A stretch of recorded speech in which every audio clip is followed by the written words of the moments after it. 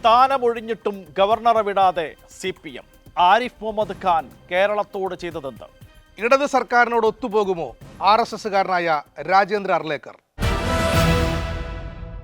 ഷാനോസ്, ആരിഫ് മുഹമ്മദ് ഖാൻ മാറുന്നു, പകരം ആ സ്ഥാനത്തേക്ക് രാജേന്ദ്ര അർലേക്കർ വരുന്നു. വാസ്തവത്തിൽ അങ്ങനെ ഒരു മാറ്റം കേരളത്തിൻ്റെ ഒരു രാഷ്ട്രീയ ഭരണമണ്ഡലത്തിൽ ഫീൽ ചെയ്യിക്കാൻ പറ്റുന്ന ഒരാളാണോ രാജേന്ദ്ര അർലേക്കർ എന്നുള്ളതും പരിശോധിക്കേണ്ട വിഷയമാണ്. അതിനൊപ്പം ആരിഫ് മുഹമ്മദ് ഖാൻ കേരളത്തോട് ചെയ്തതെന്ത് എന്ന ചോദ്യത്തിൻ്റെ ഉത്തരം കൂടി നമ്മൾ തേടേണ്ടതുണ്ട്. കാരണം ഇപ്പോൾ ആരിഫ് മുഹമ്മദ് ഖാൻ സ്ഥാനമൊഴിഞ്ഞു, പടിയിറങ്ങുന്നു. എന്നിട്ടും ഇപ്പോൾ ഇന്ന് രാവിലെ മുതൽക്ക് വരുന്ന പ്രതികരണങ്ങൾ, ആദ്യം MV ഗോവിന്ദൻ മാസ്റ്റർ വളരെ ഷാർപ്പായി തന്നെ കടന്നാക്രമിക്കുന്നു ആരിഫ് മുഹമ്മദ് ഖാനെ. അതായത് ആരിഫ് മുഹമ്മദ് ഖാൻ ചെയ്തത് മുഴുവൻ ഭരണഘടനാ വിരുദ്ധമായ കാര്യങ്ങളാണ്. ആരിഫ് മുഹമ്മദ് ഖാൻ്റെ ഭാഗത്തു നിന്നുണ്ടായത് മുഴുവൻ ഭരണഘടനാ വിരുദ്ധമായ പ്രവൃത്തികൾ ആണ്. അതൊരു കാരണവശാലും ന്യായീകരിക്കാനാകില്ല. അത് ബീഹാറിലും ഒരുപക്ഷെ അങ്ങനെ തന്നെ തുടർന്നേക്കാം. അതുണ്ടാകാതിരിക്കട്ടെ എന്ന രീതിയിലാണ് MV ഗോവിന്ദൻ മാസ്റ്റർ CPMൻ്റെ സംസ്ഥാന സെക്രട്ടറി പ്രതികരിച്ചത്. പിന്നാലെ AK ബാലനും ആ രീതിയിലുള്ള പ്രതികരണം നടത്തുകയുണ്ടായി. കടന്നാക്രമിക്കൽ എന്നതിനപ്പുറം പരിഹസിക്കുന്ന രീതിയിലായിരുന്നു AK ബാലൻ്റെയും പ്രതികരണം. അപ്പോൾ CPM ഇപ്പോഴും ഗവർണറെ വിടുന്നില്ല. എന്തുകൊണ്ടാകാം ആരിഫ് മുഹമ്മദ് ഖാനോട് ഇത്ര വൈരാഗ്യം എന്നാണ് K സുരേന്ദ്രൻ ഇന്ന് ചോദിച്ചത്. CPMന് വൈരാഗ്യമാണ്. എന്തുകൊണ്ടാണ് ഇത്രയും വൈരാഗ്യം എന്ന് ആരിഫ് മുഹമ്മദ് ഖാനെ അതേസമയം തന്നെ വളരെ ജനകീയനായ ഒരു ഗവർണർ ആയി വിലയിരുത്തുന്നവരുമുണ്ട്. ഇപ്പോൾ നമ്മൾ പോസിറ്റീവും നെഗറ്റീവും പറയണമല്ലോ. ആരിഫ് മുഹമ്മദ് ഖാൻ ഒരു ഇതുവരേക്കും കേരളത്തിൻ്റെ ഒരു രാഷ്ട്രീയ ചരിത്രത്തിൽ, ഭരണപരമായ ചരിത്രത്തിൽ ഗവർണർ എന്നാൽ കേവലം ഒരു റബ്ബർ സ്റ്റാമ്പ് മാത്രമായിരുന്നു. അങ്ങനെയല്ല. ഗവർണറുടെ ഉത്തരവാദിത്തങ്ങൾ, കടമകൾ, ഭരണപരമായ നിർവഹണ ചുമതല എത്രത്തോളമുണ്ട് എന്ന് കൃത്യമായി ജനങ്ങളെ ധരിപ്പിച്ച, ഉദ്യോഗസ്ഥരെ ധരിപ്പിച്ച, മുഖ്യമന്ത്രിയെയും മന്ത്രിമാരെയും സർക്കാരിനെ ആകെയും ധരിപ്പിച്ച ഗവർണർ ആയിരുന്നു ആരിഫ് മുഹമ്മദ് ഖാൻ എന്ന രീതിയിലുള്ള വിലയിരുത്തലുകളും വാഴ്ത്തുപാട്ടുകളും അനുബന്ധമായി തുടരുകയും ചെയ്യുന്നുണ്ട്. അപ്പോൾ എൻ്റെ സംശയം, ഇപ്പം നിലവിലുള്ള ഒരു സംവിധാനത്തെ വെല്ലുവിളിക്കുന്ന ആരും ഹീറോ ആണ്. വളരെ എളുപ്പത്തിൽ ഒരു പൗരസമൂഹത്തിന് മുന്നിൽ, സാധാരണക്കാർക്ക് മുന്നിൽ ഒരാൾക്ക് ഹീറോ ആകാനുള്ള ഏറ്റവും നല്ല വഴി എന്ന് പറയുന്നത് നിലവിലുള്ള ഒരു സംവിധാനത്തെ വെല്ലുവിളിക്കുക എന്നുള്ളതാണ്. അതിനകത്തെ ചില തെറ്റുകൾ അല്ലെങ്കിൽ പോരായ്മകൾ ചൂണ്ടിക്കാണിച്ചു കൊണ്ടാകണം എന്നില്ല. അപ്പാടെ വെല്ലുവിളിച്ചാൽ മതി. ഇപ്പോൾ അങ്ങനെ വെല്ലുവിളിച്ചുകൊണ്ട് ഇപ്പോൾ സിനിമയിൽ അതിന് ഞാൻ പറയുകയാണെങ്കിൽ മാസ്മരികമായ ചില പെർഫോമൻസുകൾ മാത്രം മതി. അതല്ലെങ്കിൽ കാതടപ്പിക്കുന്ന ചില ഡയലോഗുകൾ മാത്രം മതി. അങ്ങനെയാണ് തമിഴിൽ രജനീകാന്തൊക്കെ ഒരു കാലത്ത് സൂപ്പർ സ്റ്റാർ ആയത്. അങ്ങനെയാണ് മലയാളത്തിൽ സുരേഷ് ഗോപി സൂപ്പർ സ്റ്റാർ ആയത്. അങ്ങനെ കഴിഞ്ഞ 5 വർഷം കേരളത്തിൻ്റെ ഒരു രാഷ്ട്രീയത്തിൽ, പൊളിറ്റിക്കൽ മൂവിയിലെ സൂപ്പർ സ്റ്റാർ ആയിട്ട് വാണ ഒരു മനുഷ്യനാണ് ആരിഫ് മുഹമ്മദ് ഖാൻ എന്ന് പറയുന്നത്. നല്ല എൻ്റർടൈൻമെൻ്റ് ആയിരുന്നു. കാരണം ഇപ്പോൾ അതായത് ഇപ്പോൾ വരിനട എന്ന് പറഞ്ഞുകൊണ്ട് ആക്രോശിച്ചുകൊണ്ട് ഈ സമരക്കാർക്കിടയിലേക്ക് പാഞ്ഞു പോവുക, എന്നിട്ട് നമ്മൾ ഗവർണറെ കാണുന്ന ഒരു ചായക്കടയുടെ വരാന്തയിൽ പോയിരുന്നിട്ട് അമിത്ഷായെ വിളിക്കുകയാണ്, കേന്ദ്ര ആഭ്യന്തരമന്ത്രിയാണ് വിളിക്കുന്നത്, ഇവിടെ ആകെ പ്രശ്നമാണ് എന്ന് പറയുന്നു. പിന്നെ ഈ ഭരണകക്ഷിയുടെ വിദ്യാർത്ഥി സംഘടനാ നേതാക്കളെ ദേ ആർ ഗുണ്ടാസ് എന്ന് വിളിച്ചിട്ടാണ് ആക്രോശിക്കുന്നത്. അപ്പോൾ ശരിയാണ്, അങ്ങനെ ഒരു ഗവർണറെ, ജനകീയനായിട്ടുള്ളൊരു ഗവർണറെ കേരളത്തിൽ ഇന്നേ വരെ നമ്മളാരും കണ്ടിട്ടില്ല. അപ്പോൾ ആ രീതിയിൽ ഈ റബ്ബർ സ്റ്റാമ്പ് മാത്രമല്ല ഗവർണർ, ജനങ്ങൾക്കിടയിലേക്ക് ഇറങ്ങി വന്ന് ഇടപെടുന്ന ഒരാളാണ് എന്നൊരു പ്രതീതി, ഇമേജ് ഉണ്ടാക്കാൻ എന്തായാലും ആരിഫ് മുഹമ്മദ് ഖാന് കഴിഞ്ഞിട്ടുണ്ട്. മാത്രമല്ല അദ്ദേഹം ക്ലിഫ് ഹൗസ് ജനങ്ങൾക്ക് മുന്നിൽ തുറക്കാതിരിക്കുന്ന ഘട്ടങ്ങളിലൊക്കെ രാജ്ഭവൻ്റെ വാതിലുകൾ ജനങ്ങൾക്ക് മുന്നിൽ തുറന്നിട്ട് കൊടുത്തിട്ടുണ്ട്. ആർക്ക് വേണമെങ്കിലും രാജ്ഭവനിൽ പോയിട്ട് സർക്കാരിനെതിരെയുള്ള പരാതികൾ ഗവർണർ ധരിപ്പിക്കാം. പക്ഷെ ഞാൻ പറയുന്നത് എൻ്റെ ഒരു സംശയമാണ് കേട്ടോ, അതാണോ ഗവർണർ ചെയ്യേണ്ടത്? ഇപ്പോൾ നാട്ടിൽ നമ്മുടെ ഏത് സ്റ്റേറ്റിലായാലും ജനങ്ങൾക്ക് പരാതികൾ സമർപ്പിക്കാനുള്ള, പരാതികൾക്ക് പരിഹാരം കാണാനുള്ള വിവിധ പ്ലാറ്റ്ഫോമുകൾ ഉണ്ട്. അവിടെയാണ് സമീപിക്കേണ്ടത്. ഇപ്പോൾ ഗവർണർ ഒരു പഞ്ചായത്ത് സെക്രട്ടറി അല്ലല്ലോ, ഗവർണർ ഒരു വില്ലേജ് ഓഫീസർ അല്ലല്ലോ. അപ്പോൾ ആ രീതിയിലേക്ക് പലപ്പോഴും നിർഭാഗ്യവശാൽ നമ്മുടെ ഗവർണർ, പടിയിറങ്ങിപ്പോകുന്ന ഗവർണർ പലപ്പോഴും പെരുമാറിയിട്ടുള്ളത്, പ്രതികരിച്ചിട്ടുള്ളത്, സംസാരിച്ചിട്ടുള്ളതൊക്കെ BJPയുടെ ഒരു മണ്ഡലം പ്രസിഡന്റ് നിലവാരത്തിൽ നിന്നുകൊണ്ടാണ്. അപ്പോൾ ആ രീതിയിലേക്ക് അദ്ദേഹം തരം താഴേണ്ടതില്ലല്ലോ. അങ്ങനെ രാജ്ഭവൻ എന്ന് പറയുന്ന ഒരു സ്റ്റേറ്റിനകത്ത് പ്രവർത്തിക്കുന്ന ഒരു സ്വതന്ത്ര റിപ്പബ്ലിക്കാക്കി മാറ്റാനാണ് ആരിഫ് മുഹമ്മദ് ഖാൻ എപ്പോഴും ശ്രമിച്ചത്. പരാതികൾ പരിഹരിക്കേണ്ട ഫോറം രാജ്ഭവനല്ല, അത് ഗവർണറല്ല. ജനങ്ങൾക്ക് പരാതികൾ നൽകാനുള്ള പല ഫോറങ്ങളും ഉണ്ട്, അതിന് ബന്ധപ്പെട്ട വകുപ്പുകളും ഉദ്യോഗസ്ഥരും ഒക്കെ ഉണ്ട് എന്നിരിക്കെ നിങ്ങൾക്ക് സർക്കാർ ഇടപെട്ട് നിങ്ങളുടെ പ്രശ്നങ്ങൾ പരിഹരിക്കുന്നില്ലെങ്കിൽ ഇതാ രാജ്ഭവൻ്റെ വാതിലുകൾ നിങ്ങൾക്ക് മുന്നിൽ മലർക്കെ തുറന്നിട്ടിരിക്കുന്നു, നിങ്ങൾ ഇങ്ങോട്ട് വരൂ എന്ന് പറഞ്ഞുകൊണ്ട് ജനങ്ങളെ സ്വാഗതം ചെയ്യേണ്ട ഒരാളെ അല്ല ആരിഫ് മുഹമ്മദ് ഖാൻ. ആ രീതിയിൽ രാജ്ഭവനെ ഒരു സ്വതന്ത്ര റിപ്പബ്ലിക്കാക്കി മാറ്റാൻ ശ്രമിച്ച ഇവർക്കൊക്കെ ഈ പരമാധികാരി ഏകാധിപതി റോളിലൊക്കെ വിരാജിക്കാൻ അതൊക്കെ ആസ്വദിക്കുന്നതിൽ വലിയ തൽപര കക്ഷികളാണ്. അതുകൊണ്ടായിരിക്കാം ഒരു പക്ഷേ ഇങ്ങനെയൊക്കെ ഞാനാണ് ഈ സ്റ്റേറ്റിൻ്റെ ഭരണാധികാരി, അപ്പോൾ CM-ൻ്റെ അടുത്ത് പോയിട്ട് അല്ലെങ്കിൽ ക്ലിഫ് ഹൗസിൽ നിങ്ങൾക്ക് പോകാനാകില്ല, അപ്പോൾ അതുകൊണ്ട് അവിടെ പരാതികൾ പരിഹരിക്കാൻ കഴിയില്ലെങ്കിൽ നിങ്ങൾ ഇങ്ങോട്ട് വരൂ എന്ന് പറഞ്ഞുകൊണ്ട് രാജ്ഭവൻ ഇതാ വളരെ സുതാര്യമായി നിങ്ങൾക്ക് മുന്നിൽ വാതിലുകൾ തുറന്നിട്ടിരിക്കുന്നു എന്ന രീതിയിൽ ആ രീതിയിൽ ജനകീയനാകേണ്ട ഒരാളെയല്ല ആരിഫ് മുഹമ്മദ് ഖാൻ. അതിനാൽ തന്നെ ആ രീതിയിലുള്ള വാഴ്ത്തുപാട്ടലുകൾക്ക് യോജിച്ച ഒരു വ്യക്തിയുമല്ല, ഒരു ഭരണാധികാരിയുമല്ല, ഒരു ഗവർണറുമല്ല ആരിഫ് മുഹമ്മദ് ഖാൻ എന്നുള്ളതാണ് ആരിഫ് മുഹമ്മദ് ഖാനെ കുറിച്ച് എനിക്ക് പറയാനുള്ളത്. ഇനി പകരം വരുന്ന ആൾ രാജേന്ദ്ര അർലേക്കറാണ്. രാജേന്ദ്ര അർലേക്കറിനെ കുറിച്ചാണെങ്കിൽ കറകളഞ്ഞ RSSകാരനാണ്, അക്കാര്യത്തിലൊരു സംശയവുമില്ല. അപ്പോൾ അതുകൊണ്ട് തന്നെ ഗോവയിൽ നിന്നാണ് രാജേന്ദ്ര അർലേക്കർ വരുന്നത്. അദ്ദേഹം ബീഹാറിൻ്റെ ഗവർണറായിട്ടാണ് ഇപ്പോൾ പ്രവർത്തിക്കുന്നത്. നേരത്തെ ഹിമാചൽ പ്രദേശിൻ്റെ ഗവർണറായിരുന്നു. ഗോവയിലെ സ്പീക്കറും മന്ത്രിയും ഒക്കെയായിരുന്നു. ഒരു ഘട്ടത്തിൽ മുഖ്യമന്ത്രി സ്ഥാനത്തേക്ക് തന്നെ മുഖ്യമന്ത്രി സ്ഥാനത്തേക്ക് പോലും പരിഗണിക്കപ്പെട്ട ഒരാളാണ്. അതിനാൽ തന്നെ ആരിഫ് മുഹമ്മദ് ഖാൻ മാറിയിട്ട് രാജേന്ദ്ര അർലേക്കർ വരുമ്പോൾ ഒരു CPM സർക്കാരാണ്, കമ്മ്യൂണിസ്റ്റ് മന്ത്രിസഭയാണ്. അതിനാൽ തന്നെ ഇത്തരത്തിലുള്ള ഒരു ഏറ്റുമുട്ടലുകളും ഉരസലുകളും ഒക്കെ തുടർന്നും പ്രതീക്ഷിക്കാം. പക്ഷേ അത് പരിഹരിച്ചുകൊണ്ട് മുന്നോട്ട് പോകാൻ എത്രത്തോളം രാജേന്ദ്ര അർലേക്കറിന് കഴിയും എന്നുള്ളത് മാത്രമാണ് ഇനി നമുക്ക് കാത്തിരുന്ന് കാണാനുള്ള വസ്തുത. സുബീഷ, അതായത് കേരളീയ പൊതുസമൂഹത്തിൻ്റെ ഒരു ചിന്ത തന്നെ ഭരത്ചന്ദ്രൻ, ജോസഫ് അലക്സ് എന്ന് പറയുന്ന ബിംബങ്ങളിൽ അഭിരമിക്കുന്ന, അതിന് കൈയടിക്കുന്ന ഒരു പൊതുസമൂഹമാണുള്ളത്. അപ്പോൾ അത്തരം ഒരു സൊസൈറ്റിക്കകത്ത് ആരിഫ് മുഹമ്മദ് ഖാൻ കൈയടി കിട്ടും എന്നുള്ളത് ഉറപ്പാണ്. അതിൻ്റെ ഒരു ചെറിയ വേർഷനാണ് സുബീഷ് പറഞ്ഞത്. അത്തരം ആളുകൾക്കെല്ലാം എല്ലാ കാലത്തും കൈയടി കിട്ടിയിട്ടുണ്ട്. ഒന്നും വേണ്ട, ഒരു മൈക്കും എടുത്തിറങ്ങുന്ന യൂട്യൂബ് ചെയ്യുന്ന വ്ളോഗർമാർക്ക് ഇതുപോലെ കൈയടി കിട്ടുന്നുണ്ട്. അതായത് നമുക്ക് കേൾക്കാൻ കൊള്ളാത്ത, പറഞ്ഞാൽ അറയ്ക്കുന്ന ഭാഷ കൊണ്ട് കൈകാര്യം ചെയ്യുന്ന യൂട്യൂബ് വ്ളോഗർമാർക്ക് പോലും കൈയടി കിട്ടുന്നൊരു കാലത്താണ് നമ്മൾ ജീവിച്ചിരിക്കുന്നത്. അതുകൊണ്ട് ആരിഫ് മുഹമ്മദ് ഖാന് കൈയടി കിട്ടും. ആ കൈയടി കിട്ടാനുള്ള എല്ലാ ചേരുവയും ആരിഫ് മുഹമ്മദ് ഖാൻ്റെ കയ്യിലുണ്ട് എന്നുള്ളതാണ്. എല്ലാ ചേരുവയും അതത് സമയത്ത് ഉപയോഗിക്കേണ്ട എല്ലാ തരം രാഷ്ട്രീയ കുൽസിത ബുദ്ധിയുമുള്ള ആളാണ്. മാത്രമല്ല വൈകാരികമായിട്ടുള്ള എക്സ്പ്രഷൻസ് കൃത്യസമയത്ത് ചെയ്യുന്ന പോലെ. അത് മാത്രമല്ല, ഇതിനെ ഈ പറയുന്ന കാര്യങ്ങളെ നല്ല രീതിയിൽ കൊണ്ടുവരാൻ വേണ്ടി, അതൊരു വാർത്താ രൂപത്തിൽ എത്തിക്കാൻ വേണ്ടി എല്ലാ സമയത്തും ഒരു മാധ്യമ സംഘം ഈ ഗവർണറുടെ വാക്കുകൾക്ക് വേണ്ടി കാത്തു നിന്നിരുന്നു എന്നുള്ളത് വളരെ പ്രത്യേകതയാണ്.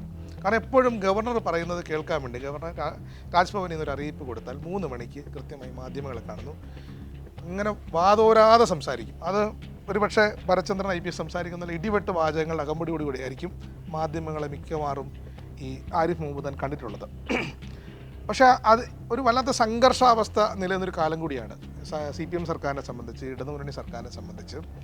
നേരാവണ്ണം മുൻപോട്ട് പോകുക, അതായത് കേന്ദ്ര സർക്കാർ പരമാവധി പിടിമുറുക്കി എല്ലാ തരത്തിലും സാമ്പത്തിക രംഗത്തടക്കം ഇങ്ങനെ പിടിച്ച് മുറുക്കി വല്ലാതെ വലയുന്നൊരു സർക്കാരുണ്ട് ഇടതുമുന്നണി സർക്കാർ. ആ സർക്കാരിനെ അതിലേറെ ബുദ്ധിമുട്ടിക്കാൻ പല നടപടികൾ കൊണ്ടും ആരിഫ് മുഹമ്മദ് ഖാൻ കഴിഞ്ഞിട്ടുണ്ടെന്നുള്ളതാണ്. അതായത് രാജാവിനേക്കാൾ വലിയ രാജഭക്തി കാണിക്കുന്ന ഒരാളായിട്ട് കേന്ദ്ര സർക്കാരിൻ്റെ ഏറ്റവും നല്ല ഗുഡ് സർട്ടിഫിക്കറ്റ് കിട്ടുന്ന രാജ്യത്തെ 1ാം നമ്പർ ഗവർണറായി മാറാൻ, അത് രാജ്യത്ത് ആകെയുള്ള ഇടതുമുന്നണി സർക്കാരാണ് കേരളത്തിലേത്, അതിനെ നന്നായി ബുദ്ധിമുട്ടിക്കാൻ വേണ്ടി കഴിഞ്ഞിട്ടുണ്ടെന്നുള്ള ഒരു നിസ്തർക്കമായ സംഗതിയാണ്. ഏതെങ്കിലും ഘട്ടത്തിൽ ഒരു വലിയ പോരാട്ടത്തിലേക്ക്, പലപ്പോഴും ഇടഞ്ഞിട്ടുണ്ടെങ്കിൽ പോലും വലിയൊരു പോരാട്ടത്തിലേക്ക് മുഖ്യമന്ത്രി കടന്നിട്ടില്ലെന്നുള്ള വസ്തുവാണ്. അത് നമ്മൾ അതിൻ്റെ ഒരു ഗൗരവം മനസ്സിലാക്കണമെങ്കിൽ നമ്മൾ ബംഗാളിൽ മമത എന്താണ് അവിടുത്തെ ഗവർണറോട് ഏറ്റുമുട്ടിയത് എങ്ങനെയാണ്, ഒന്നും വേണ്ട, തൊട്ടപ്പുറത്ത് സ്റ്റാലിൻ എങ്ങനെയാണ് ഗവർണറോട് ഏറ്റുമുട്ടൽ, ഇത് പരിശോധിച്ചാൽ മനസ്സിലാവും. പക്ഷെ അത്തരം ഒരു ഏറ്റുമുട്ടൽ മുഖ്യമന്ത്രി പിണറായി വിജയൻ നടത്തിയിട്ടില്ല. കാരണം എപ്പോഴും ചില പ്രതികരണങ്ങൾ ഉണ്ടായിട്ടുണ്ട്. കാരണം അതും സഹികെടുമ്പോൾ, അങ്ങേയറ്റം സഹികെടുമ്പോഴാണ് ചില പരസ്യമായിട്ട് പ്രതികരണങ്ങൾ വന്നിട്ടുണ്ടെങ്കിൽ പോലും പല ഘട്ടങ്ങളിലും രാജ്ഭവനിൽ പോയോ ദൂതനെ അയച്ചോ ഇതൊക്കെ ഒന്ന് കോംപ്രമൈസ് ചെയ്ത് സെറ്റിൽ ചെയ്ത് മുൻപോട്ട് പോകാൻ ആഗ്രഹിക്കുന്ന ഒരു സർക്കാർ കൂടിയാണ്. അവസാനം സഹികെട്ട സമയത്തൊക്കെയാണ് കോടതിയിലേക്ക് വരെ സുപ്രീം കോടതിയിലേക്ക് വരെ പോകുന്ന സാഹചര്യം ഉണ്ടായിട്ടുള്ളത്. പക്ഷെ അപ്പോഴും എനിക്കൊന്ന് ഈ കഴിഞ്ഞ ദിവസം പോലും ഒരാഴ്ച മുമ്പ് വരെ SFI കേരള സർവകലാശാല ആസ്ഥാനത്ത് വലിയ തോതിലുള്ള പ്രക്ഷോഭം സംഘടിപ്പിക്കുന്ന ഒരു സാഹചര്യം വരെ ഗവർണർക്കെതിരെ സംഘടിപ്പിക്കുന്ന സാഹചര്യം ഉണ്ടായി. ഇതിനകത്ത് കേരളത്തിൻ്റെ ഒരു പൊതുവായ സ്വഭാവം, കേരളം ഒരു സംഘപരിവാർ വിരുദ്ധമായി ചിന്തിക്കുന്ന ഒരു സമൂഹമായിട്ടാണ് ഇടതുമുന്നണിയും അല്ലെങ്കിൽ CPM ഒക്കെ വിശ്വസിക്കുന്നത്. കോൺഗ്രസും അങ്ങനെ തന്നെ വിശ്വസിക്കുന്നുണ്ട്.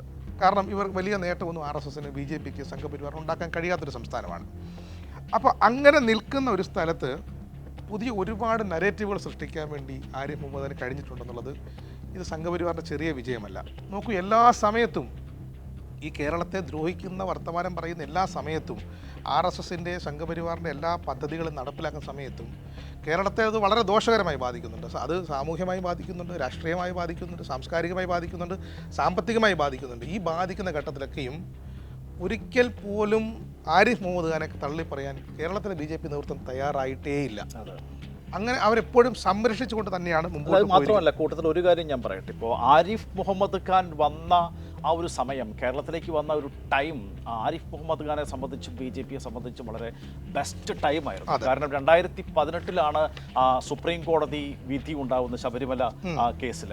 അപ്പോൾ ആ ശബരിമല പ്രക്ഷോഭത്തിൻ്റെ ആ ഒരു സമയമൊക്കെ പിന്നിടുന്നു. കേരളത്തിൻ്റെ ഈ നേരത്തെ പറഞ്ഞ ആ ഒരു മതേതരത്വത്തിൻ്റെ അല്ലെങ്കിൽ കമ്മ്യൂണിസ്റ്റ് ഇടതുപക്ഷ പാരമ്പര്യത്തിൻ്റെ ഒക്കെ ഒരു ഉഴുതുമറിച്ചിട്ട മണ്ണുണ്ടല്ലോ, ഇത് രണ്ടായിട്ട് ഇവിടെ ഒരു ഏകീകരണം സംഭവിക്കുന്നുണ്ട്. അത് കഴിഞ്ഞൊരു ധ്രുവീകരണം ഉണ്ടാകുന്നു. ഒരു സാമുദായികമായ മതപരമായ ഒരു ധ്രുവീകരണം, വർഗീയ ധ്രുവീകരണം ഉണ്ടാകുന്ന കേരളീയ സമൂഹം രണ്ടായി വിഭജിക്കപ്പെട്ട ഒരു പശ്ചാത്തലത്തിലാണ് ആരിഫ് മുഹമ്മദ് ഖാൻ എന്ന് പറയുന്ന വിത്ത് ഇവിടെ മുളയ്ക്കുന്നത്. അത് ഭയങ്കരമായി ഈ പറയുന്ന ആരിഫ് മുഹമ്മദ് ഖാൻ വരുന്നത് 2019 സെപ്റ്റംബർ 6 സംസ്ഥാനത്ത് 22ാമത്തെ ഗവർണറായി ചുമതലയേൽക്കുന്നത്. അതായത് 2018 സെപ്റ്റംബറിലല്ലേ വിധി വരുന്നത്. അപ്പോൾ ആ വിധിക്ക് ശേഷമുള്ള 2-3 മാസക്കാലം സംഘപരിവാറിന്റെ സമരഭരിതമായ ഒരു സ്ഥലമായിരുന്നു. അതിന്റെ കേന്ദ്രമായി ശബരിമല നടക്കുകയാണ്. അതിനൊപ്പം തന്നെ ഇടതുപക്ഷം അതിന്റെ സാംസ്കാരികതയും നവോത്ഥാന മൂല്യങ്ങളെ തുടർച്ചയായി ബന്ധപ്പെട്ട് പിണറായി വിജയൻ സൈഡിൽ കൂടെ അടിച്ചു കയറുന്നുണ്ട്. പക്ഷേ എത്രത്തോളം അതിനകത്ത് CPMന് മുന്നോട്ട് പോകാൻ കഴിഞ്ഞെന്ന് വെച്ച് കഴിഞ്ഞാൽ അത് വലിയ മുന്നേറ്റമാക്കാൻ കഴിഞ്ഞിട്ടില്ല. ആ സമയത്ത് തന്നെയാണ്, അത് 1 വർഷം പൂർത്തിയാവുന്നതിന് മുൻപാണ് ആരിഫ് മുഹമ്മദ് ഖാൻ ഇവിടെ ഗവർണറായി ചുമതലയേൽക്കുന്നത്. അതിനുശേഷം ഇന്നലെ വരെ നോക്കൂ, സംഘർഷഭരിതമായ ഭരണസിരാകേന്ദ്രമായിട്ട് തിരുവനന്തപുരം മാറിയിട്ടുണ്ട്. അത് തർക്കമില്ലാത്ത വസ്തുതയാണ്. നമ്മൾ മനസ്സിലാക്കേണ്ട ഒരു കാര്യം, ഇത് എവിടെ നിന്ന് തുടങ്ങി എന്നുള്ളതാണ്. ഒരു ആരിഫ് മുഹമ്മദ് ഖാൻ മാത്രമായിരുന്നോ ശരിക്കും കേരളത്തിൽ ഒരു ഭരണത്തെ നിയന്ത്രിക്കാൻ ആഗ്രഹിച്ച് അല്ലെങ്കിൽ കേരളത്തിൽ നിലവിൽ നിന്ന സർക്കാരിനെ അട്ടിമറിക്കാൻ ശ്രമിച്ച് ആ സർക്കാരിനോട് മല്ലയുദ്ധം ചെയ്ത് ഇത് തുടങ്ങിയത് BJP സർക്കാരിൻ്റെ കാലത്തല്ല. അത് കോൺഗ്രസ് ഭരിക്കുമ്പോഴും കോൺഗ്രസ് പല സംസ്ഥാനങ്ങളിലും സംസ്ഥാന സർക്കാരുകളെ ഞെരുക്കാൻ വേണ്ടി ഇത് ഉപയോഗിച്ചിട്ടുണ്ട്. ഇതിൻ്റെ ചരിത്രം പരിശോധിച്ചാൽ തന്നെ 1957 അധികാരത്തിൽ വന്ന EMS സർക്കാരിനെതിരായിട്ടുള്ള വിമോചന സമരം കത്തി നിൽക്കുന്ന സമയത്ത് ആ സർക്കാരിനെ പിരിച്ചുവിടാൻ വേണ്ടി മുന്നിട്ടിറങ്ങിയത് അന്ന് കോൺഗ്രസ് നിയോഗിച്ചിട്ടുള്ള ഗവർണറായിരുന്നു. അത് 1959 അന്നത്തെ ഗവർണറായ BR റാവു ആണ് രാഷ്ട്രപതിക്ക് ശുപാർശ ചെയ്യുന്നത് ഈ സർക്കാരിനെ പിരിച്ചുവിടണമെന്ന്. എന്ന് വെച്ചാൽ ഇതിനൊരു ചരിത്രപരമായ ഒരു കാലം കിടപ്പുണ്ട് ഇങ്ങോട്ട്. നമ്മൾ നോക്കേണ്ടത് ശരിക്കും എന്താണ് റോള്. ഇവിടെ ജനങ്ങളാൽ തിരഞ്ഞെടുക്കപ്പെട്ടൊരു സർക്കാരുണ്ട്. ആ സർക്കാരിനാണ് ഇതിന് ഭരണ ചുമതല.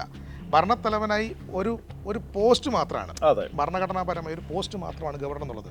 ഇവിടെ ജനങ്ങളാൽ തിരഞ്ഞെടുക്കപ്പെട്ടൊരു നിയമസഭയുണ്ട്, അങ്ങനെ ഒരു സംവിധാനം തന്നെ ഉണ്ട്. അവരാണ് ഭരിക്കേണ്ടത്. അതിൻ്റെ തലവനായി മുഖ്യമന്ത്രിയുണ്ട്, അതിന് മന്ത്രിമാരുണ്ട്. ജനങ്ങളുടെ പ്രശ്നങ്ങൾ അവരാണ് കൈകാര്യം ചെയ്യേണ്ടത്. പക്ഷേ ഇതിനിപ്പം TN ശേഷൻ ഉള്ള സമയത്ത് നമ്മൾ പൊതുവായി പറഞ്ഞത്, TN ശേഷൻ വന്നപ്പോഴാണ് തെരഞ്ഞെടുപ്പ് കമ്മീഷനെ കുറിച്ച് 10 ആൾ അറിഞ്ഞത് എന്ന് പറയുന്നത് പോലെയാണ്. ഗവർണർക്ക് ഇങ്ങനെ ഇത്രയൊക്കെ പവറുണ്ടോ? ഗവർണർക്ക് ഇങ്ങനെ മുഖ്യമന്ത്രിയെ തടഞ്ഞു വെക്കാൻ കഴിയുമോ? നമ്മുടെ സംസ്ഥാനത്തെ ഭരണത്തെ ഇങ്ങനെ മുൾമുനെ നിർത്താൻ പറ്റുമോ എന്നൊക്കെയുള്ള ജനങ്ങളിലൊരു, ഞാൻ നേരത്തെ പറഞ്ഞത്, വേറെ നരേറ്റീവ് സൃഷ്ടിക്കാൻ വേണ്ടി ആരിഫ് മുഹമ്മദ് കഴിഞ്ഞതാണ്. 59 ഷാനോസ്. ഇപ്പോൾ ഒരു കൂട്ടം സംഘടനാ പ്രവർത്തകർ, ഏത് സംഘടനാ പ്രവർത്തകരും ആയിക്കോട്ടെ, അവർ വഴി തടയുമ്പോൾ വരിനട എന്നും പറഞ്ഞുകൊണ്ട് ആക്രോശിച്ചുകൊണ്ട് കാറിൽ നിന്ന് ഇറങ്ങി അവരുടെ ആ ഒരു കൂട്ടത്തിനിടയിലേക്ക് പോകുന്ന ഗവർണർ എന്ന് പറയുന്നത് മാസാണ്. ജനങ്ങളെ സംബന്ധിച്ച് അത്രയേ ഉള്ളൂ. നേരത്തെ പറഞ്ഞ ഈ ഭരചന്ദ്രൻ IPSൻ്റെയും ഈ മമ്മൂട്ടിയുടെ ദി കിങ്ങിലെ ക്യാരക്ടറിനെയൊക്കെ പോലെ ജോസഫ് അലക്സ് അല്ലേ. അപ്പോൾ ജനങ്ങൾക്ക് ഇതൊക്കെ ഇഷ്ടമാണ്. ഇതിപ്പോൾ നമ്മൾ TV കാണുമ്പോൾ ഭയങ്കര രസമല്ലേ. അപ്പോൾ ആ ഒരു രസം ഉൽപ്പാദിപ്പിക്കാൻ പറ്റുന്ന ഒരു ഗവർണറായിരുന്നു. പക്ഷേ ആ രസം ഉൽപ്പാദിപ്പിക്കുന്നത് നമ്മൾ അത് പെരിഫറലായിട്ട് നമ്മൾ പറഞ്ഞാണ്. ഞാൻ പറയുന്നത് പെരിഫറലായിട്ടാണ് പറഞ്ഞത്. പക്ഷേ അത് ഉണ്ടാക്കുന്ന ഡാമേജ് ചെറുതല്ല. എങ്ങനെയാണ് ഇപ്പം ഞാൻ നേരത്തെ പറഞ്ഞതുപോലെ മമതയോ സ്റ്റാലിനോ കാണിച്ചൊരു നിലപാടിലല്ല കേരളത്തിലെ സർക്കാരും അതിനെ നയിക്കുന്ന മുഖ്യമന്ത്രി നിന്നിട്ടുള്ളത്. എപ്പോഴും ഒരു അനുരഞ്ജനത്തിൻ്റെ പാതയിൽ പോയി ഇതെങ്ങനെങ്കിലും ഇതൊന്ന് നടത്തിക്കൊണ്ട് പോകണം പക്വതയോടെയാണ് ഇടപെട്ടിട്ടുള്ളത്. പക്ഷേ ആ സമയത്തൊക്കെയും നമ്മൾ ഈ ജോസഫ് അലക്സിനെ കുറിച്ചോ അല്ലെങ്കിൽ ഭരചന്ദ്രനെ കുറിച്ചോ പറയുമ്പോഴത്തേക്ക് ഈ കയ്യടിക്ക് അപ്പുറത്തേക്കുണ്ടാകുന്ന രാഷ്ട്രീയമായ മൂല്യച്യുതി വേറൊന്നെയാണ്. ഇവിടെ വളരുന്നത് വേറെ രാഷ്ട്രീയമാണ്. കേരളം ആഗ്രഹിക്കാത്ത ഒരു രാഷ്ട്രീയത്തിൻ്റെ വളർച്ചയ്ക്കാണ് ഇത് ആക്കം കൂട്ടുന്നത്. നമ്മൾ പെരിഫറലായി അതിനെ ജോസഫ് അലക്സിലേക്കും ഭരചന്ദ്രനിലേക്കും നമ്മൾ സംസാരിക്കുമ്പോൾ തന്നെ ഇവിടെ വളർന്നു വരുന്നൊരു രാഷ്ട്രീയം അപകടം പിടിച്ച രാഷ്ട്രീയമാണ്. ആ രാഷ്ട്രീയത്തിന് ആക്കം കൂട്ടുന്നു എന്നുള്ളതാണ് ആരിഫ് മുഹമ്മദ് ഖാൻ്റെ വലിയ സംഭാവന ഇക്കാര്യത്തിൽ. അത് വലിയ തോതിൽ ഞാൻ പറഞ്ഞത് എങ്ങനെയാണ് സോഷ്യൽ എഞ്ചിനീയറിംഗ് നടപ്പാക്കുന്നത്. അപ്പം ആരിഫ് മുഹമ്മദ് ഖാൻ അനുകൂലമായി ഒരു ജനക്കൂട്ടത്തെ മുഴുവൻ ചിന്തിപ്പിക്കാൻ കഴിയുന്ന തരത്തിലേക്ക് ഇതിനെ എത്തിക്കുക എന്ന് പറയുന്നത് അതൊരു അപകടകരമായ സംഗതിയാണ്. അപ്പോൾ നാളുകളിലും പിണറായി വിജയൻ സ്ഥിരമായി പറഞ്ഞൊരു കാര്യം ഫെഡറൽ തത്വത്തെ, ഫെഡറൽ സംവിധാനത്തെ BJP കേന്ദ്ര സർക്കാർ തകർക്കുന്നു എന്നുള്ളതാണ്. അവർ കൃത്യമായി BJPയുടെ കേന്ദ്ര സർക്കാർ കൃത്യമായി ഇതിനെ ഉപയോഗിക്കുന്നത് അങ്ങനെ തന്നെയാണ്. ആ ഒരു കേന്ദ്ര സർക്കാരിൻ്റെ കീഴിൽ മാത്രം നിൽക്കുന്നൊരു ഭരണ സംവിധാനമാണ് അവർ കൊതിക്കുന്നത്, ആഗ്രഹിക്കുന്നത്.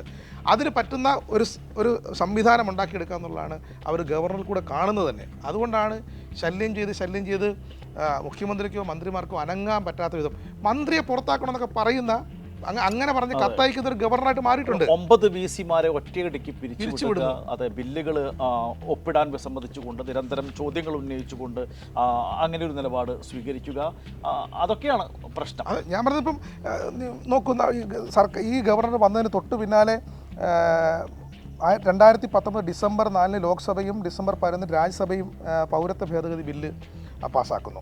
അതിനുശേഷം പാർലമെൻറ്റ് പാസ്സാക്കിയ ബില്ലിനെതിരായിട്ട് കേരളം ഒറ്റക്കെട്ടായിട്ട് ഒരു പ്രമേയം പാസ്സാക്കാൻ പോവുകയാണ് 2019 ഡിസംബർ 31. എന്നാൽ ഈ പറയുന്ന സംഗതിയോട് ഗവർണർ നേരിട്ട് ഏറ്റുമുട്ടുകയാണ്. സാധാരണഗതിയിൽ നിയമസഭയ്ക്ക് ഒരു പ്രമേയം പാസ്സാക്കാനുള്ള ഭരണഘടനാപരമായ ഉത്തരവാദിത്വം ചെയ്യാൻ കഴിയുന്നതാണ്. അതിനോട് എങ്ങനെയാണ് ഗവർണർക്ക് ഏറ്റുമുട്ടാൻ കഴിയുന്നത്? ഗവർണർ അപ്പോൾ താനീ കേന്ദ്ര സർക്കാരിൻ്റെ ഒരു പണിയാളായി മാത്രം നിന്നുകൊണ്ട് ഇതിനെ മുഴുവൻ റദ്ദാക്കുന്ന തരത്തിലേക്ക് ഇടപെടുകയാണ് ചെയ്യുന്നത്. ഇപ്പം ആ സംഭവം നടക്കുന്ന സമയത്ത് തന്നെയാണ് ഈ CAക്കെതിരെയുള്ള പ്രമേയം പാസ്സാക്കാൻ ഉള്ള ആ ദിവസങ്ങൾ അടുത്ത് വരുന്ന സമയത്ത് നിയമസഭയിലേക്ക് അത് വരുന്നതിന് തൊട്ട് മുമ്പാണ് കണ്ണൂരിൽ ഈ ചരിത്ര കോൺഗ്രസ് സംഘടിപ്പിക്കുന്നത് 2019 ഡിസംബർ 28. അപ്പം ഒരുപാട് ചരിത്രകാരന്മാർ പങ്കെടുക്കുന്ന ഒരു സ്ഥലമാണ് അന്ന് കണ്ണൂരിലെ പരിപാടി എന്ന് പറയുന്നത്. അവിടെ ചരിത്ര കോൺഗ്രസിൻ്റെ അധ്യക്ഷ സ്ഥാനത്തുണ്ടായിരുന്ന ഇർഫാൻ ഹബീബിനോട് ഏറ്റുമുട്ടുന്ന ഒരു സാഹചര്യമുണ്ട്. നമുക്ക് ചിന്തിക്കാൻ പറ്റത്തില്ല. കാരണം ഒരു ദൈക്ഷണിക വ്യക്തിത്വമാണ് ഇർഫാൻ ഹബീബുമായിട്ടുണ്ടായ ആ ഒരു ഏറ്റുമുട്ടൽ കുറേ ദിവസങ്ങൾ മാധ്യമങ്ങളിൽ വലിയ ചർച്ചയായി നിന്നൊരു കാര്യമാണ്. അങ്ങനെ നിരന്തരം നമുക്ക് നോക്കി പറയാനാണെങ്കിൽ ആ ചരിത്രത്തിൽ ഒരുപാട് കാര്യങ്ങളുണ്ട്. അങ്ങനെ നിരന്തരമായി കേന്ദ്ര സർക്കാരിന് ആളായിട്ട് നിന്നുകൊണ്ട് ഏറ്റുമുട്ടലിലേക്ക് മുൻപോട്ട് പോയിക്കൊണ്ടിരുന്ന ആളാണ് ആരിഫ് മുഹമ്മദ്. ഞാൻ ഷാനോസിനോട് ചോദിക്കുന്നു, ഇപ്പോൾ നെക്സ്റ്റ് സ്റ്റേജിലേക്ക് വരുമ്പോൾ ഇതെല്ലാം പ്രകടമായ ഏറ്റുമുട്ടലുകളായി നമ്മൾ ടെലിവിഷൻ സ്ക്രീനിൽ കണ്ടിരുന്നു, തത്സമയം അത് കാണുകയും ചെയ്തിരുന്നു. ഇപ്പോൾ ഒരു വേദിയിൽ CM-ഉം ഗവർണറും ഒരുമിച്ച് വരികയാണെങ്കിൽ പരസ്പരം കൈകൊടുക്കാതെ മുഖത്തോട് മുഖം നോക്കുക പോലും ചെയ്യാതെ മുഖം തിരിച്ചു പോകുന്ന 2 പേർ, അത്തരം ദൃശ്യങ്ങളൊക്കെ പതിവായിരുന്നു ഈ 5 വർഷക്കാലത്തിനിടയിൽ. ഇതെല്ലാം പ്രകടമായ ഏറ്റുമുട്ടലുകൾ ആയിരുന്നു. പലപ്പോഴും ഗവർണർ ആരിഫ് മുഹമ്മദ് ഖാൻ വളരെ വൈകാരികമായി പൊട്ടിത്തെറിക്കുന്നത് നാം കണ്ടു. ആരിഫ് മുഹമ്മദ് ഖാൻ മാറുന്നു, രാജേന്ദ്ര അർലേക്കർ വരുന്നു. കുറെ കൂടി പക്വതയോടെ നമ്മൾ നേരത്തെ പറഞ്ഞ ഏത് രാഷ്ട്രീയത്തെയാണോ ആരിഫ് മുഹമ്മദ് ഖാനും രാജേന്ദ്ര അർലേക്കറും പ്രതിനിധാനം ചെയ്യുന്നത്, ആ രാഷ്ട്രീയത്തെ ആരിഫ് മുഹമ്മദ് ഖാൻ സ്വീകരിച്ച രീതിയിലല്ലാതെ, ഞാൻ പറഞ്ഞു അത് വളരെ പ്രകടമായ പൊട്ടിത്തെറികളിലൂടെയാണ് ആരിഫ് മുഹമ്മദ് ഖാനെ നമ്മൾ മനസ്സിലാക്കിയത്. പക്ഷേ അടിത്തട്ടിൽ വളരെ ദൈക്ഷണികമായി താൻ പ്രതിനിധാനം ചെയ്യുന്ന ആശയത്തിന് അനുയോജ്യമായ രീതിയിലേക്ക് ഈ സാമൂഹ്യ മണ്ഡലത്തെ കൊണ്ടുവരാൻ പ്രാപ്തനായ ഒരാളാണ് രാജേന്ദ്ര അർലേക്കർ. ഒരുപക്ഷെ പ്രകടമായ പൊട്ടിത്തെറികളൊന്നും ഉണ്ടായി എന്ന് വരില്ല, പക്ഷേ തൻ്റെ ഐഡിയോളജി എന്താണോ അതിലേക്ക് പതുക്കെ 2018 ശബരിമല പ്രക്ഷോഭത്തിലൂടെ അനുയോജ്യമായി തീർന്ന ഹിന്ദുത്വ രാഷ്ട്ര സിദ്ധാന്തത്തിന് അനുയോജ്യമായി തീർന്ന കേരളത്തിൻ്റെ മണ്ണിനെ പാകപ്പെടുത്തിയെടുക്കാൻ എന്ത് ചെയ്യാം എന്നുള്ളത് കൃത്യമായിട്ട് അറിയാവുന്ന, പ്രയോഗിക്കാൻ സാമർഥ്യമുള്ള ഒരാളാണ് രാജേന്ദ്ര അർലേക്കർ. അതിനാൽ തന്നെ ഈ ഒരു അവസ്ഥയിൽ മാറ്റം വരും എന്ന് തോന്നുന്നുണ്ടോ? ഒരുപക്ഷെ പ്രകടമായ പൊട്ടിത്തെറികൾ, ഏറ്റുമുട്ടലുകൾ ഒന്നും സർക്കാരുമായിട്ട് ഉണ്ടായി എന്ന് വരില്ല, പക്ഷേ ഈ നേരത്തെ നമ്മൾ പറഞ്ഞ ഈ വിഭജന രാഷ്ട്രീയം, വിദ്വേഷ രാഷ്ട്രീയത്തിന് ഒരു പ്ലസ് എന്നുള്ളൊരു അവസ്ഥയിലേക്കല്ലേ എത്തിക്കുക കാര്യങ്ങൾ? ഞാൻ പറയാൻ ആഗ്രഹിക്കുന്ന നാട്ടിലൊക്കെ ഒരു ചൊല്ലുണ്ട്, കാത് കുത്തിയവൻ പോയപ്പോൾ കടുക്കനിട്ടോ വരിക എന്നൊരു ചൊല്ലുണ്ട്. എനിക്കൊന്ന് അങ്ങനെ ആയിരിക്കാൻ സംഭവിക്കാൻ സാധ്യത. ഒരു പക്ഷേ ഈ പ്രകടമായ വാഗ്വാദങ്ങളോ വെല്ലുവിളികളോ ഈ റോഡിലിറങ്ങിയുള്ള ഷോ ഓഫ് ഒന്നും ചിലപ്പോൾ ഉണ്ടായിരിക്കില്ല. പക്ഷേ അതിന് കുറച്ചുകൂടെ പക്വതയോടെ ഇത് നടപ്പാക്കാൻ കഴിയുന്ന ഒരാൾ തന്നെയാണ്. കാരണം നമ്മൾ രണ്ടാളുകളെ ഒന്ന് പരിശോധിച്ച് കഴിഞ്ഞാൽ എങ്ങനെയാണ് ആരിഫ് മുഹമ്മദ് തന്നെ എത്ര പാർട്ടികൾ കടന്നു വന്നാണ് ബി ജെ പി ആവുന്നത്, ബി ജെ പിയുടെ പ്രധാനപ്പെട്ട ഒരാളാവുന്നത്. പക്ഷേ രാജേന്ദ്ര അർലേക്കർ അങ്ങനല്ല. ജന്മം കൊണ്ട് തന്നെ വളർച്ച കൊണ്ട് തന്നെ ചെറിയ പ്രായത്തിൽ RSSൽ കൂടെ ബി ജെ പിയിലെത്തിയ ആളാണ്. കൗമാരപ്രായം മുതൽ RSS ആണ്. RSSൽ കൂടെ ബി ജെ പിയിലെത്തിയ ആള്. അത് മാത്രമല്ല, അതായത് ഇപ്പോൾ ആരിഫ് മുഹമ്മദ് ഖാനെ സംബന്ധിച്ച് ഇന്ദിരാഗാന്ധി സർക്കാരിൽ മന്ത്രിയായിരുന്നു, രാജീവ് ഗാന്ധിയുടെ സർക്കാരിൽ അംഗമായിരുന്നു. ഈ പറഞ്ഞ പോലെ ജനതാ പാർട്ടിയുടെ MLA ആയിട്ടാണ് ആൾ തുടങ്ങുന്നത്. പിന്നീട് 2002 മറ്റോ ആണ് ആദ്യമായിട്ട് BJP വരുന്നത്. പക്ഷേ രാജേന്ദ്ര അർലേക്കറിനെ സംബന്ധിച്ച് പ്രസ്ഥാനം എന്താണോ പറയുന്നത്, RSS എന്താണോ പറയുന്നത്, അതിനുവേണ്ടി മാത്രം തൻ്റെ ജീവിതം മാറ്റിവെച്ചിട്ടുള്ള ഒരാളാണ്. RSS എന്ത് ജോലിയാണോ ഏൽപ്പിക്കുന്നത്, എന്ത് നിയോഗമാണോ തന്നെ ഏൽപ്പിക്കുന്നത്, അതിനുവേണ്ടി മാത്രം ജീവിക്കുന്ന ഒരു മനുഷ്യനാണ് രാജേന്ദ്ര അർലേക്കർ. അതുകൊണ്ട് തന്നെ എനിക്ക് തോന്നുന്നു ഇത് വളരെ കൃത്യമായിട്ടുള്ള ഒരു നീക്കമാണ് എന്നുള്ളത്. ആ നീക്കത്തെ നമ്മൾ മനസ്സിലാക്കണമെന്നുണ്ടെങ്കിൽ ഗോവ പോലൊരു സ്ഥലത്ത്, ഈ ക്രിസ്ത്യാനികൾക്ക് വളരെ പ്രാധാന്യമുള്ള സ്ഥലത്ത്, BJP അധികാരത്തിൽ വരുന്നൊരു സംസ്ഥാനത്ത്, അവിടെ ക്രിസ്തീയ സമൂഹമായിട്ടും ക്രൈസ്തവ മതമേലധ്യക്ഷന്മാരുമായിട്ടും നല്ല ബന്ധം സൂക്ഷിക്കുന്ന രാജേന്ദ്ര അർലേക്കർ കേരളത്തിലേക്ക് വരുമ്പോൾ സംഭവിക്കുന്നത് എന്താണെന്ന് സുബീഷ് ഊഹിക്കാൻ കഴിയുന്നുണ്ടല്ലോ. കേരളത്തെ അവർ കാണുന്നത് തന്നെ, BJP കേന്ദ്ര നേതൃത്വം കാണുന്നത് തന്നെ, ഇവിടുത്തെ ക്രൈസ്തവരെ അടർത്തിയെടുത്താൽ മാത്രമേ അവരുടെ രാഷ്ട്രീയ പദ്ധതി പൂർത്തിയാവുകയുള്ളൂ. ഈഴവരെ അടർത്തിയെടുക്കാൻ നടത്തിയ പദ്ധതി എല്ലാം പാളി. BDJSന്റെ രൂപീകരണം മുതൽ ഇതുവരെയുള്ള സമയം നോക്കിയാൽ BDJS എന്ന് പറഞ്ഞാൽ നമ്മൾ ഗൂഗിളിൽ അടിച്ചാൽ പോലും ഒരു പിക്ചർ കിട്ടാത്ത അവസ്ഥയായി. എന്നുവെച്ചാൽ ഇല്ല. അത് വല്ലപ്പോഴും വെള്ളാപ്പള്ളി നടേശൻ്റെ മകനെക്കുറിച്ച് പറയുന്ന ഒരു രാഷ്ട്രീയ പാർട്ടിയുടെ പേരിനപ്പുറത്തേക്ക് കേരളത്തിലെ നിർണായക സ്വാധീനമോ NDAയുടെ ഒരു ഘടകകക്ഷി എന്നതിനപ്പുറത്തേക്ക് ഈ BJPക്ക് തന്നെ വലിയ രൂപത്തിൽ എവിടെയെങ്കിലും അവതരിപ്പിക്കാൻ പറ്റുന്ന ഒന്നല്ലത്. പിന്നെ എവിടെയാണ് അവർ ഫോക്കസ് ചെയ്യുക? BJP കൃത്യമായി ഫോക്കസ് ചെയ്യുന്ന ഒരു മേഖല എന്ന് പറയുന്നത് കേരളത്തിലെ ക്രൈസ്തവരാണ്. ഏതാണ്ട് അതിനോട് ചേർന്ന് നിൽക്കുന്ന ഒരു സ്വഭാവ സവിശേഷത കാത്തലിക് വിശ്വാസികൾക്കിടയിലുണ്ട്. അവിടെയാണ് കാസയുടെ ഒരു പ്രകടമായ സ്വഭാവം വരുന്നത്. അല്ല, അത് മാത്രമല്ല ഷാനോസ്, ഇപ്പോൾ എത്ര വൈദഗ്ധ്യത്തോടെ, എത്രത്തോളം അതിസൂക്ഷ്മമായാണ് ഷാനോസ് ഇപ്പോൾ ഈ പറഞ്ഞ ഈ അടർത്തിയെടുക്കൽ സംഭവിച്ചുകൊണ്ടിരിക്കുന്നത്. നോക്കിപ്പോൾ CBCIയുടെ ആസ്ഥാനത്ത് പ്രധാനമന്ത്രി നരേന്ദ്രമോദി വരുന്നു. ആ വിഷയത്തിൽ ക്രൈസ്തവ സമൂഹത്തിനിടയിൽ ഒരു ഭിന്നിപ്പുണ്ടാകുന്നു. അതായത് എതിർക്കുന്നത് തൃശ്ശൂർ ഭദ്രാസന മെത്രാപ്പൊലീത്തയാണ്. അപ്പോൾ പറയുന്ന എന്താണ്, മറുവിഭാഗം പറയുന്ന എന്താണ്, അതൊരു വ്യക്തിപരമായ അഭിപ്രായ പ്രകടനം മാത്രമാണ് എന്നാണ്. CBCIയുടെ അധ്യക്ഷനായിട്ടുള്ള ബിഷപ്പ് മാർ ആൻഡ്രൂസ് താഴത്തിന് ന്യായീകരിക്കേണ്ടി വരുന്നു ഈ സന്ദർശനത്തെ. അദ്ദേഹം പറഞ്ഞത് തങ്ങൾ ക്ഷണിച്ചത് BJPയുടെ ഒരു നേതാവായിട്ടല്ല, രാജ്യത്തിൻ്റെ പ്രധാനമന്ത്രിയായിട്ടാണ് എന്നാണ്. ഇന്നിപ്പോൾ BJPയുടെ ദേശീയ അധ്യക്ഷൻ JP നഡ്ഡ അതേ CBCIയുടെ ആസ്ഥാനത്ത് പോയിരിക്കുന്നു, ഡൽഹിയിൽ സേക്രഡ് ഹാർട്ട് പള്ളിയിൽ പോയിരിക്കുന്നു. അദ്ദേഹം ആർച്ച് ബിഷപ്പ് മായി സംസാരിച്ചിരിക്കുന്നു. ഇവിടെ കേരളത്തിൽ എന്താ മറ്റൊരു കോമഡി, സ്നേഹ സന്ദർശനം തുടരുകയാണ്. മാർ ആൻഡ്രൂസ് താഴത്തിനെ ഇന്ന് K. സുരേന്ദ്രൻ പോയി കണ്ടിരിക്കുന്നു. അപ്പോൾ ഇതൊക്കെ ഇങ്ങനെ സമാന്തരമായിട്ട് നടക്കുമ്പോഴും ക്രൈസ്തവ സമുദായത്തെ ഈ വിഭജിച്ചുകൊണ്ട് തങ്ങൾക്ക് അനുകൂലമാക്കി പറയുന്നു.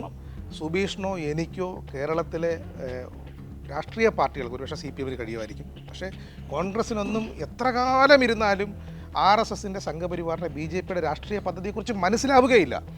അത്രമാത്രമുള്ള ഫോക്കസ് ചെയ്ത് രാഷ്ട്രീയ പ്രവർത്തനം നടത്തുന്ന രാഷ്ട്രീയ പദ്ധതി നടപ്പിലാക്കുന്നൊരു സംഘടിത രൂപമാണ് RSS BJP സംഘപരിവാർ എന്ന് പറയാൻ ടോട്ടാലിറ്റി പരിശോധിച്ച് കഴിഞ്ഞാൽ. നോക്ക്, ഇതൊരു ഓരോന്നായിട്ട് പരിശോധിച്ച് നോക്കൂ. കഴിഞ്ഞ ദിവസം ഡൽഹിയിൽ പ്രധാനമന്ത്രി പറയുമ്പോൾ എവിടെയാണ് കൊണ്ടുമുട്ടിക്കുന്നത്? ജർമ്മനിയിലേക്ക് കൊണ്ടുമുട്ടിക്കുന്നു. തൊട്ടടുത്ത ദിവസം നദ്ദ കാണുന്നു. ഇവിടെ ഓർത്തഡോക്സ് സഭയുടെ തൃശ്ശൂർ ഭദ്രാസനാധിപൻ എതിർപ്പ് പ്രകടിപ്പിക്കുന്നു. അപ്പോൾ CBCIയുടെ അധ്യക്ഷനായിട്ടൊരാൾ അതിനെ എതിർത്ത് സംസാരിക്കുന്നു. തൊട്ടടുത്ത ദിവസം K. സുരേന്ദ്രൻ കാണാൻ വരുന്നു. ഇതിനിടയ്ക്ക് അർലേക്കർ ഇങ്ങോട്ട് വരുന്നു. അർലേക്കർ ആരാണ്? അവിടെ കൃത്യമായ ബന്ധങ്ങളുള്ള ക്രിസ്ത്യൻ സമൂഹത്തോട് അടുത്ത് നിൽക്കുന്ന, അവിടെ ആ സ്ഥലത്ത് BJP രാഷ്ട്രീയത്തിന് ഒരു പ്രശ്നമില്ലാതെ കടന്നു കയറാൻ കഴിഞ്ഞിട്ടുള്ള സംസ്ഥാനത്തു നിന്നാണ് അർലേക്കർ ഇങ്ങോട്ട് വരുന്നത്. അർലേക്കർ വരുമ്പോൾ ഞാൻ ഉറപ്പിച്ച് പറയുന്നു, ഇതിനേക്കാൾ CPMനും കോൺഗ്രസിനുമൊക്കെ രാഷ്ട്രീയമായി തന്നെ ഈ പറയുന്ന വാചാടോപങ്ങൾക്കപ്പുറത്തേക്ക് രാഷ്ട്രീയമായ അപകടം സൃഷ്ടിക്കുന്ന ഒന്നായിരിക്കും അർലേക്കർ വരവ് എന്നാണ് ഞാൻ മനസ്സിലാക്കുന്നത്. കാരണം ക്രൈസ്തവർ പ്രത്യേകിച്ചും നമ്മുടെ സവർണ്ണ ക്രൈസ്തവർ എന്ന് വിശേഷിപ്പിക്കുന്ന ഒരു വിഭാഗം, അത് യാക്കോബായ സഭയും മർത്തോമ അല്ലെങ്കിൽ CSI ഉള്ള ചെറിയ സഭ, പക്ഷേ ആൾക്കൂട്ടത്തിൻ്റെ എണ്ണം നോക്കി കഴിഞ്ഞാൽ അവരൊക്കെയാണ് CPM-നോട് ഇടതുപക്ഷത്തോട് അനുഭവം പ്രകടിപ്പിച്ച് നിൽക്കുന്നത്. അതിനപ്പുറത്തേക്ക് ക്രൈസ്തവരിൽ ബഹുഭൂരിപക്ഷം വരുന്ന കത്തോലിക്കർ, മലങ്കര കത്തോലിക്കായിട്ടെ അല്ലെങ്കിൽ സിറിയൻ കാത്തലിക്, ഈ റോമൻ കത്തോലിക്കരായിക്കോട്ടെ അല്ലെങ്കിൽ ഓർത്തഡോക്സ് സഭ ആയിക്കോട്ടെ, ഇവരൊക്കെ കുറച്ചുകൂടെ വലതുപക്ഷത്തോട് കോൺഗ്രസിനോട് ചേർന്ന് നിന്നവരാണ്. വേണമെങ്കിൽ തീവ്ര വലതുപക്ഷത്തേക്ക് ചേരാൻ വലിയ മടിയൊന്നുമുള്ള കൂട്ടരല്ല. അവർക്ക് ഒരു കേന്ദ്ര സർക്കാരിനും അവർക്കുമിടയിൽ ഒരു മധ്യവർത്തിയായി അർലേക്കർ വരുമ്പോൾ കുറച്ചുകൂടെ അവരുടെ രാഷ്ട്രീയ പദ്ധതി കുറച്ചുകൂടെ വേഗത്തിൽ നടപ്പാക്കാൻ കഴിയുമെന്നുള്ളതാണ് ഞാൻ മനസ്സിലാക്കുന്നത്. ഇനി വരുന്ന തെരഞ്ഞെടുപ്പുകളിൽ കോൺഗ്രസ്സിന് വലിയ നേട്ടമുണ്ടാക്കാൻ കഴിയാതെ പോകുന്നൊരു സാഹചര്യം വന്നാൽ സ്വാഭാവികമായിട്ടും ഈ ക്രൈസ്തവ സമൂഹമൊക്കെ ഷിഫ്റ്റ് ചെയ്യപ്പെടുക BJP-യിലായിരിക്കും. ഒരു കാലത്തും അവർ CPM-നോട് ചുവന്ന കൊടിയോട് ഇടതുപക്ഷത്തോട് ചേർന്ന് നിൽക്കുന്നവരല്ല. അവർക്ക് കോൺഗ്രസ് പോയാൽ എന്ത് എന്ന് ആലോചിക്കുന്നവർക്ക് മുമ്പിലേക്ക് ബദൽ എന്ന് പറയുന്ന മാർഗം അവർക്ക് BJP ആയിരിക്കും. അതിനാക്കം കൂട്ടാനായിരിക്കും സ്വാഭാവികമായിട്ടും രാജേന്ദ്ര അർലേക്കർ വരുമ്പോൾ സാധ്യത ഉണ്ടാവുക എന്നാണ് ഞാൻ വിശ്വസിക്കുന്നത്. കാരണം അത്രയൊരു രാഷ്ട്രീയ സാധ്യതയാണ് ഇവിടെ തുറന്നു കിട്ടുക. ആരിഫ് മുഹമ്മദ് ഖാൻ അല്ല അർലേക്കർ തനി RSS ആണ്. സംഘപരിവാറിൻ്റെ എല്ലാ രാഷ്ട്രീയ സിദ്ധാന്തങ്ങളും രാഷ്ട്രീയ പദ്ധതികളും മനസ്സിലാക്കിയിട്ടുള്ള ആളാണ്. തനി RSS ആണ്. അതുകൊണ്ട് മറ്റുള്ളവർ നടത്തുന്നത് പോലെ ആയിരിക്കത്തില്ല ആരിഫ് മുഹമ്മദ് ഖാൻ അല്ല. അതുകൊണ്ട് ആരിഫ് മുഹമ്മദ് ഖാൻ പൊതുസമൂഹത്തിന് മുന്നിൽ ഭരത്ചന്ദ്രനും ജോസഫ് അലക്സും ഒക്കെ കളിച്ചെങ്കിൽ ഇത് അങ്ങനെയല്ല വരാൻ പോകുന്നുള്ളതാണ് ഞാൻ മനസ്സിലാക്കുന്നത്. ഇത് കുറച്ചുകൂടെ അപകടമായിരിക്കും. പക്ഷേ അത് മനസ്സിലാവണമെങ്കിൽ കുറച്ച് കാലം പിടിക്കും എന്നുള്ളതാണ് എനിക്ക് അതിൻ്റെ ഭാവിയെക്കുറിച്ച് ഓർക്കുമ്പോൾ എനിക്ക് മനസ്സിലാവുന്ന അങ്ങനെയാണ്. ആശങ്കയുണ്ട് തീർച്ചയായിട്ടും. ശരി, എന്തായാലും ഒരു കാര്യം പ്രേക്ഷകരും ഇപ്പോൾ ഓർക്കുന്നുണ്ടായിരിക്കും. 2-3 വർഷങ്ങൾക്ക് മുമ്പാണ് പാലാ ബിഷപ്പ് നാർക്കോട്ടിക് ജിഹാദ് കേരളത്തിൽ സജീവമാണ് എന്നൊരു പ്രസ്താവന നടത്തിയത്. അന്ന് പാലാ ബിഷപ്പിനെ കാണാൻ ഓടി വന്നത് കോൺഗ്രസിൻ്റെയോ CPM-ൻ്റെയോ ഒന്നും നേതാക്കളായിരുന്നില്ല. PK കൃഷ്ണദാസും സുരേഷ് ഗോപിയും ഒക്കെ ആയിരുന്നു. അപ്പോൾ ഇതാ ആരിഫ് മുഹമ്മദ് ഖാൻ പടിയിറങ്ങുന്നു. പകരം രാജേന്ദ്ര അർലേക്കർ വരുമ്പോൾ ഷാനോസ് പറഞ്ഞതുപോലെ അപകടം ഉണ്ട്. ഹിന്ദുത്വ പദ്ധതിയുടെ പ്രത്യയശാസ്ത്രം ഏത് രീതിയിൽ സമൂഹ മനസ്സിൽ അപ്ലൈ ചെയ്യാൻ പോകുന്നു എന്നുള്ളത് അതിവിദഗ്ധമായി നടപ്പാക്കാൻ ശേഷിയുള്ള ഒരാൾ തന്നെയാണ് കറകളഞ്ഞ RSSകാരനായ രാജേന്ദ്ര അർലേക്കർ. അദ്ദേഹം നല്ല ഗവർണർ ആകുമോ അതോ BJP-യുടെ രാഷ്ട്രീയ പദ്ധതി കേരളത്തിൽ വിജയിപ്പിച്ചെടുക്കാൻ നിയോഗിക്കപ്പെട്ട ഒരു RSS പ്രവർത്തകൻ മാത്രമായിരിക്കുമോ എന്നറിയാൻ കാത്തിരിക്കാം.